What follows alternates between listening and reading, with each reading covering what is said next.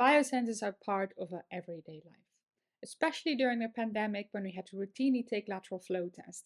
This is when people became more and more aware of the impact of these sensors on monitoring of our health. However, there's much more to it than just that. So in this video, I'm going to go over the definition of a biosensor, give some applications, and I will tell you why some of the most sophisticated biosensors are actually found in nature. So think of, for instance, our own nose, skin, our sense of taste, but also, for instance, things like the trunk of an elephant. So the definition of this, if you look it up in the Oxford Dictionary, is a device which uses a living organism or biological molecules, mainly enzymes or antibodies, to detect the presence of certain chemicals. Antibodies are highly specialized proteins in our body that protect us when unwanted substances, so think of, for instance, virus or microorganisms when they enter the body. Then there's also enzymes, which are crucial to certain reactions taking place because they can catalyze reactions by lowering the activation energy of the reaction. So without these enzymes, these reactions wouldn't take place. So the difference here is that when you use a sensor, or sometimes they also refer to this as a chemical sensor, there's no biological component involved. So you use something else in order to have highly specific and selective recognition. And often we talk about biomimetic sensors because these synthetic recognition elements, they very much mimic these biological components. So they can be very similar to enzymes or antibodies, for instance. So we have antibodies, which are a smaller version of antibodies, but there's also a lot of up and coming related to aptamers, which are DNAs or protein fragments, and particularly what I work on is what we call molecularly imprinted polymers. For most of these sensors, we take inspiration from nature. This is because for animals, these sensors that we have has been an essential part of evolution. So think of, for instance, how bats can use echolocation in order to fly and to detect their prey. So we can use similarly for people with mobility issues in a cane, we can use a very similar principle where we can make sure that they can safely navigate across a space. So other examples of this is mimicking, for instance, the whiskers of animals that can feel things, the trunk of an elephant, which is extremely sensitive, or you also have butterflies that can change color when they detect sugar.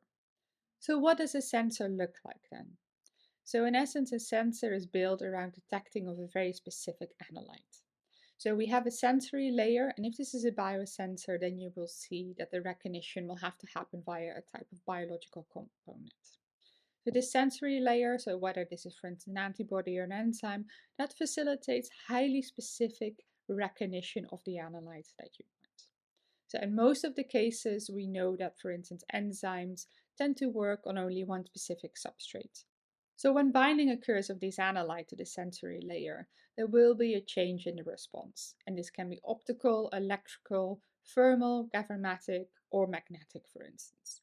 So there's many different options on how this can happen, and often these sensors are classified according to what the response is. So what then happens is you have a transducer, and this transducer converts this change caused by the binding to the sensory layer into a measurable output. Now, often you will see that this is an electrochemical signal. So still the test that is the most commonly used is related to diabetes, and you will see what happens with electrochemical detection. It's very easy to integrate this into small portable devices. So it's very easy to measure. However, you will also see many examples of optical changes, and I think the one that we probably know the most about, or the two I would say for now, are these lateral flow tests, which you can easily do at home. You take a swab from something, and for instance, in the pregnancy test or in a test to detect COVID-19, you can clearly see with your own eye that the line appears. So some of these tests you need to perform in, for instance, a very sophisticated lab environment, and it can take a long time to actually get the results. But there's more and more of a trend to go toward what we call point of care sensing. And you think about healthcare, that means point of care means the time and the place of the patient. So it means you should rapidly get a result, typically within 15 minutes, so you can very quickly make a clinical assessment. So what does the future of biosensors hold? So when it comes to animals, you can see that these sensors that a lot of these animals have been essential for their evolution. So it relates to them either detecting prey or finding other food or even just navigating. So while you can think that these biosensors have been around for millions of years, it wasn't until 1962 where what we call the first biosensor developed by humans came onto the market by Clark and Lyons, and this was actually the Clark electrode for oxygen detection. So I have a separate video where you can find out more about that. In this specific case, they use an enzyme glucose oxidase, which is nowadays used not for the oxygen detection so much, but it's been very important in the sensor for glucose, so for diabetes detection. So for healthcare applications, it's very important to measure biological samples, and we mostly know of blood and urine tests that we have to take. So what we do is we can measure biomarkers, and these biomarkers are components that are indicative of a certain disease. So it's been very important for prevention or for early detection of diseases. So examples of this could be markers that indicate, for instance, certain cancers or kidney failure, or for instance, what we're also very much interested in is looking at biomarkers that indicate when people are experiencing a heart attack. And for all of these diseases, these tests are so important because the sooner you can get treatment, the better the outcome for the patient is. However, as you know, a lot of these tests still require blood samples.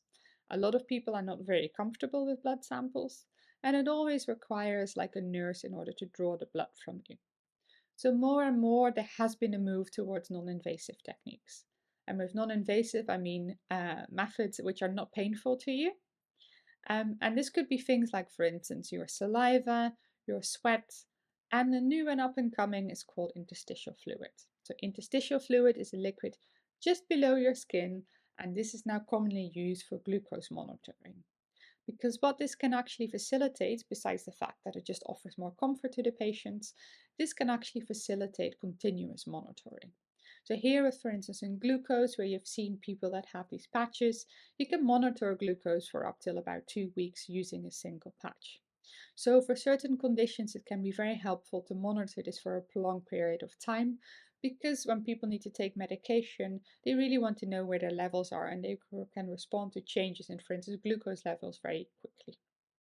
But besides this interstitial fluid, there are a lot of electronic tools. So think of, for instance, I have my own smartwatch where you can monitor your heartbeat, your sleeping pattern, the number of steps and activities. So more and more things will be possible with this. And once you actually, and I do this myself as well, you can track this for a longer period of time and can get very useful information from it. And you can imagine that this is very good for healthcare systems as well, because if the patient can gather as much data as possible themselves, then it means that there will be less demand on, for instance, GPs and on the healthcare system in general. So that's why sensors, and particularly remote sensing, will become very important in the future. So we have an aging population, and it will become more and more important for people to retain their independence. And this is exactly what these sensors can facilitate. Thank you for watching, and if you want to see more examples of sensors that we produce in my lab, then do have a look at our playlist Bio-Inspired Materials, where we go over a couple of examples such as our sensors for COVID-19 and for cardiac biomarkers.